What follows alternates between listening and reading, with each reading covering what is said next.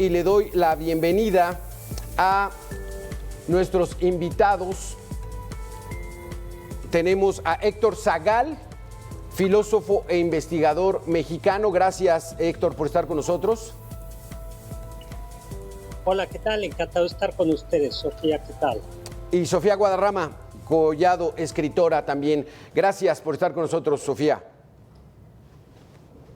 ¿Qué tal? Buenas tardes.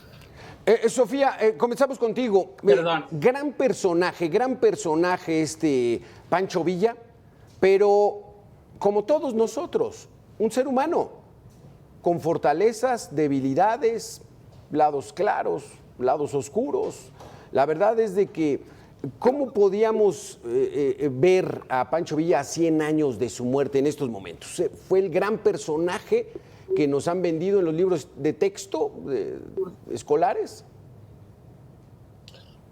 Oye, pues si me permiten a mí contar una anécdota muy personal, mi abuelo fue veterano de la Revolución y debo de confesar que no soy villista, familia, porque mi abuelo a los 11 o 12 años se unió a las filas de Villa como uno de los chamacos, así decían él, que le hacía mandados a Villa, y lo que era muy normal, y Villa en algún momento le pegó a mi abuelo porque hizo algún mandado mal, y mi abuelo de coraje se pasó de los lados federales, estudió en el colegio militar y después se convirtió en un antivillista. Entonces en mi casa mi abuelo se refería a Villa como el robavacas, el bandolero, pero evidentemente se trataba de algo personal. Sí. Yo, salvo lo que Sofía diga, creo que lo que no podemos perder de vista es que la Revolución Mexicana fue una guerra civil. Y tristemente, si toda guerra, en toda guerra hay sangre, hay dolor, en las guerras civiles el mínimo de normas que se tienen que vivir en una guerra no se viven. Y entonces Villa, como también Zapata y como también Obregón y como también Carranza, cometieron muchísimas injusticias en contra de la población civil, pero tristemente eso es algo que pasó en toda guerra civil y en toda revolución. Yo creo que hay tres momentos claramente de Villa, Sofía nos dirá, pero es como el primer momento de guerrilla, el segundo momento en donde es clave y donde contribuye a derrocar al Chacal, a Victoriano Huerta, y un tercer momento de repliegue. Creo que, por un lado, Villa es un señor que sí tenía un proyecto, de país, que no coincidía exactamente con el de Zapata, pero que tenía esta sensibilidad con los rancheros, por así decirlo, del norte, con los pequeños propietarios y con la clase media del norte, ¿no? Y que, pues sí, hubo graves injusticias que cometió contra la población civil, como las hubo de todos lados, y que al final fue asesinado de una manera muy cobarde después de haber llegado a un acuerdo porque él se replegó. Villa, luces y sombras, y yo creo que no podemos olvidar eso, que Francisco Villa fue sobre todo uno de los muchos luchadores que se enfrentaron entre sí y que hoy por hoy, paradójicamente, están enterrados en el mismo monumento de la Revolución Mexicana. ¿Cuál era la visión de Pancho Villa, Sofía Guadarrama? Gente del norte con una visión muy distinta a la del sur de aquel entonces de nuestro país, pero ¿cuál era la visión que podíamos percatarnos de Pancho Villa? Bueno, pues antes que nada, muchas gracias por el espacio. Saludos a Héctor. Y yo creo que tu abuelo, Héctor, tenía razón, porque quienes vivieron la revolución son los que mejor testimonio nos pueden dar. Y creo que no era tanto un asunto personal. Creo que sí sabía quién era Pancho Villa. Y tanto así que imagínate que le llamaban la bestia, o sea, a Pancho Villa por su forma de ser, por su forma violenta de ser. A diferencia de los demás revolucionarios, Por ejemplo, Francisco Madero tenía un proyecto de nación, la no reelección. Zapata, pues la tierra y libertad, ¿no? Carranza, la Constitución, pero Pancho Villa en realidad no tenía ideales revolucionarios, o sea, él lo jala a Francisco y Madero a su movimiento porque era lo único que había a la mano. En realidad, pues le ofrecen a este bandolero y pues él se aprovecha del momento. Hay que aclarar que pues la palabra bandolero hoy la hemos romantizado, como se ha romantizado la palabra pirata por muchos siglos, el siglo X hasta el siglo XVI, los piratas eran prácticamente el crimen organizado del planeta, o sea, los piratas eran asesinos, eran ladrones de riquezas en los barcos. Y de repente Disneylandia nos los pintó como un Jack Sparrow, un Capitán Garfio, y entonces ya vemos niños vestidos de pirata y ¡ay, qué bonito!, ¿no? Y lo mismo pasó con la palabra de bandolero, o sea, ya vemos hoy a un Pancho Villa, pues como, ¡ay, qué padre!, ¿no? Pero es el equivalente al crimen organizado actual. Imaginemos que el presidente dijera, bueno, ¿saben qué? Vamos a llamarle a los Zetas, a los los de Sinaloa, a todos los narcotraficantes de Guadalajara y tráiganmelos porque vamos a hacer una revolución, ¿no? Y que dentro de 100 años tuviéramos un monumento al Mocha Orejas, al Chapo Guzmán, a sus hijos, ¿no? Este es el equivalente, porque estamos hablando de una persona que mató a más de 1,500 personas a lo largo de su vida, directa o indirectamente. O sea, él a los pueblos donde llegaba asesinaba, o sea, mandaba a fusilar a todos los que habían en ese momento. Había mujeres a las que quemó vivas, incluyendo a una de sus concubinas, la roció con gasolina, la bañó con gasolina y le prendió viva porque no le quería obedecer, porque no quería irse con él y se quería llevar al niño que había concebido con él. Y cabe aclarar, por ejemplo, que Pancho Villa mentía sobre las mujeres con las que vivía, que fueron alrededor de 36, que él decía que se había casado por la iglesia y por el gobierno con todas, y no hay registro más que con 4, que a fin de cuentas era ilegal, porque en México, el México independiente nunca ha permitido, pues ahora sí que los matrimonios múltiples, ¿no? Entonces él, en realidad, lo que hacían los revolucionarios de Pancho Villa, porque cabe aclarar también que al principio de la revolución él entra a una cárcel ahí en Chihuahua, libera a todos los delincuentes y se los lleva a luchar con él. O sea, aparte de que él ya traía su pandilla de bandoleros, jala más delincuentes de la cárcel y ellos son los que empiezan la revolución con Francisco y Madero, quien incluso en algún momento ya quiso deshacerse de Francisco y Madero, le dio una indemnización y para que se fuera a Estados Unidos, y él no quiso, se quedó. O sea, no era, incluso cuando le dijeron que ya había acabado la revolución, él se mostró molesto, como que pues ya, ¿y ahora qué vamos a hacer? ¿Cómo? Pues hay que seguir matando. O sea, su reacción fue esa, o sea, que él quería seguir pues matando gente, ¿no? Por eso le gustaba la revolución, porque había mucha impunidad en ese caso. Qué interesante todo este relato, Héctor Zagal. Adelante. No, bueno, lo que yo quería decir es que la invasión a Columbus, a Nuevo México, puede ser todo lo pintoresca que puede ser, pero puso en peligro a México. Y desde el punto de vista jurídico, si bien es cierto que los estadounidenses habían intervenido, es algo que es injustificable, ¿no? Yo creo, como dice mi colega, que al final lo que dejó la revolución fue la Constitución de 2017, donde Villa no fue de ninguna manera una pieza clave. Y que al fin y al cabo lo que la revolución nos heredó, pues sí, fue... Lo importante fue el artículo tercero constitucional sobre la SEP, sobre la educación pública, sí. El 123. Creo que lo difícil no es comenzar una revolución, sino terminarla, y en ese sentido creo que quienes pacificaron al país fueron personajes más políticos. No sé qué piensa al respecto mi colega. Sofía, con eso regresamos. Esa relación de los políticos de entonces con la gente que tenía la fuerza para hacer y contribuir en una guerra civil, ¿no? Poco político tenía Pancho Villa, él era del lado de los fuertes, de la fuerza física. Pero vamos a hacer una pequeña pausa, Héctor, Sofía, regresamos tan solo en 2 minutos.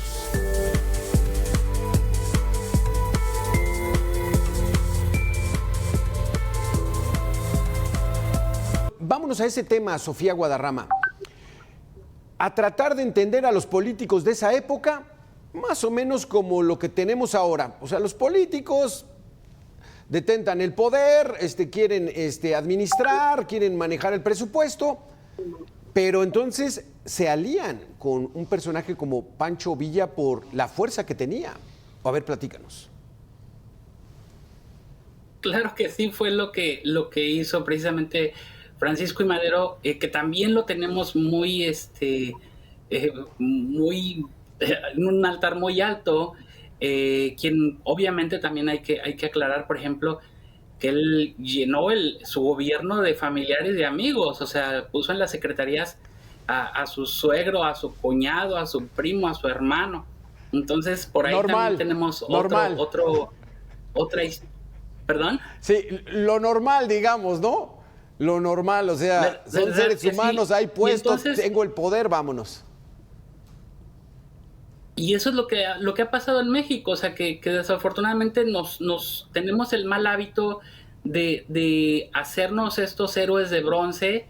Y sí, o sea, hubo cosas que probablemente hizo bien Pancho Villa, pero en su mayoría creo que tenemos que recordar siempre lo más importante, los delitos que cometió, porque para ponerle un monumento a alguien, para ponerle letras, que esto fue por Díaz Ordaz, que le mandó poner las letras de oro en el Congreso, ¿no? Hay que conocer la historia, pero pues obviamente los presidentes lo que quieren son héroes para que no pensemos en los problemas actuales, ¿no? Entre más te dibujen a los héroes, más te distraen, ¿no? De lo que está sucediendo en México. Y ese fue el objetivo de este año, de este gobierno, de dedicarle el año a Pancho Villa y hacer tantas celebraciones, ¿no? Para evitar hablar de los problemas actuales. Y eso no es nada más en México, es en muchos países, desafortunadamente.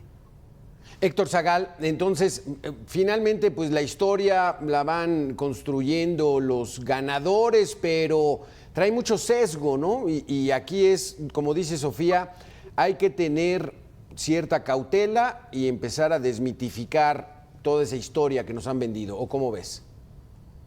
Así es. Por un lado hay que decir que Pancho Villa fue ya en vida un gran publicista.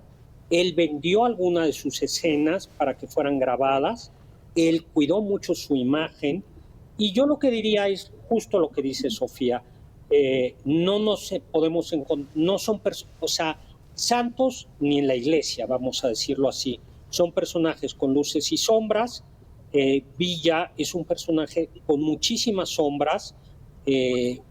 Participó en una guerra civil y creo que lo importante, más que botar incienso y encender velas a los santos laicos, es lo que tenemos que pensar es cómo hacer para que nunca más vuelva a haber una revolución en la que mueren civiles, en la que se desarticula la economía, y saber eso, que no existen personajes de bronce, sin defectos, sin errores, y que Villa, pues sin duda, tuvo algunos momentos brillantes, pero como decía mi colega, cometió muchísimas injusticias.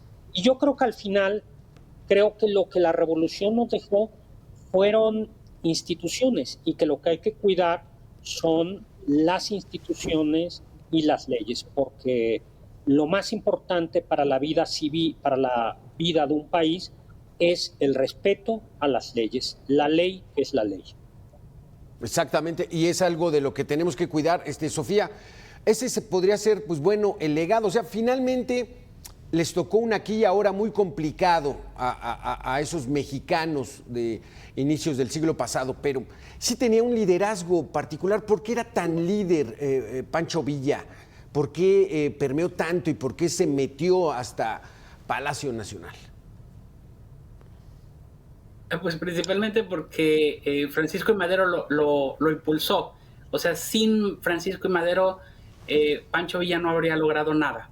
O sea, él tiene todo el apoyo de Francisco y Madero, y aparte todo el apoyo que recibió Francisco y Madero en su momento. Pero él solo, por sí mismo, nunca habría comenzado una revolución. O sea, nunca fue su intención.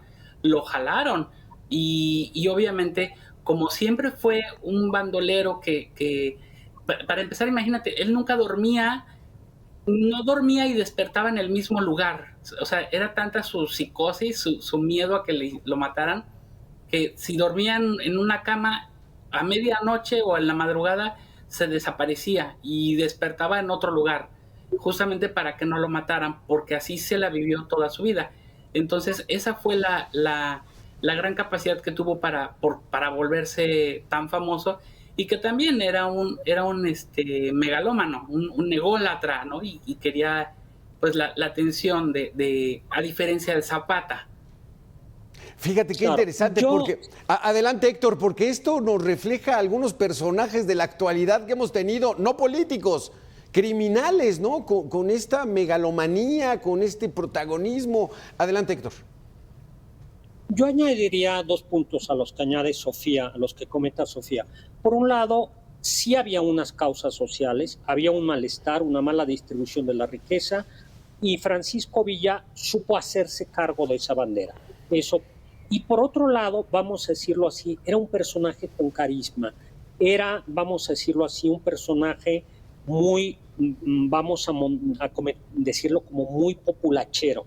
Mientras que Obregón, Carranza se vestían impecablemente de militares, Villa deliberadamente, no porque no tuviera dinero, se identifica, se viste como la gente del pueblo. Entonces yo creo que en este sentido maneja muy bien su imagen y se hace cargo también pues de algunas causas populares, lo que sumado al papel que le dio Madero, como decía Sofía, creo que hace que sea un personaje tan importante y que explica también por qué es un personaje que se retira tan relativamente fácil, porque Obregón lo derrota.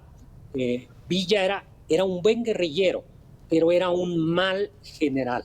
Y al final, en una negociación, eso no hay que olvidarlo, termina retirándose, pues llegando a un arreglo con los políticos a cambio de la hacienda, y bueno, luego no se cumplieron. Pero yo creo que eso hace que Villa sea una figura ya desde su momento enormemente publicitaria, vamos a decirlo así.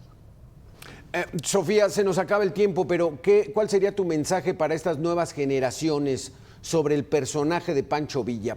¿Por dónde entenderlo? ¿Cuál sería tu recomendación?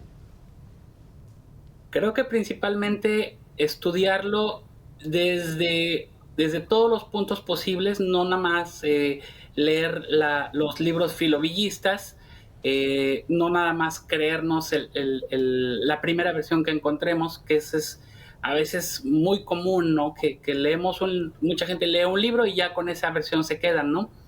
Y yo quería recordar algo muy importante, que eso es algo que tenemos que rescatar. El 12 de diciembre de 1916, en Camargo, Chihuahua, Pancho Villa mandó fusilar a 102 mujeres con sus hijos. Eso es un crimen que debería estar en la memoria de todos los mexicanos y ha quedado olvidado. Yo creo que eso es lo más importante, que hay que recordar eso, ese punto. Con eso ya te queda muy claro, porque ni siquiera eran unas bandoleras, no eran sus enemigas, no le habían hecho nada, estaban enojado, por no decir otra palabra, ¿no? Porque una señora le reclamó, la esposa de un hombre que mandaron matar, le reclamó y le dijo que era un cobarde y que si era tan valiente, pues que la matara. Saca el revólver y le dispara en la cabeza. Ahí mismo le vuela los sesos. Y no fue la primera vez que hizo eso. Y después, o sea, no contento con eso, ordenó a sus hombres a que fusilaran a las 102 mujeres que había ahí. Y en otra ocasión ordenó violar a todas las mujeres que había en un pequeño poblado. Más de 80 mujeres fueron violadas por órdenes de Francisco Villa. Y esto yo creo que es lo más importante que tenemos que recordar. Y ya después pensar en la revolución, si quieren, pero primero entender qué tipo de personajes a la que se le ha puesto una serie de monumentos, series, películas y letras de oro en el Congreso. Qué barbaridad, qué terrible. Esa es la particularidad de un país como el nuestro, Héctor, sui generis, como México no hay dos. Ya, desafortunadamente se nos acabó el tiempo. Gracias, Héctor Zagal, filósofo investigador mexicano. Gracias, Sofía Guadarrama Collado, escritora. Muy, muy interesante sus participaciones. Muchas gracias. Gracias. Gracias. Vamos a hacer una pequeña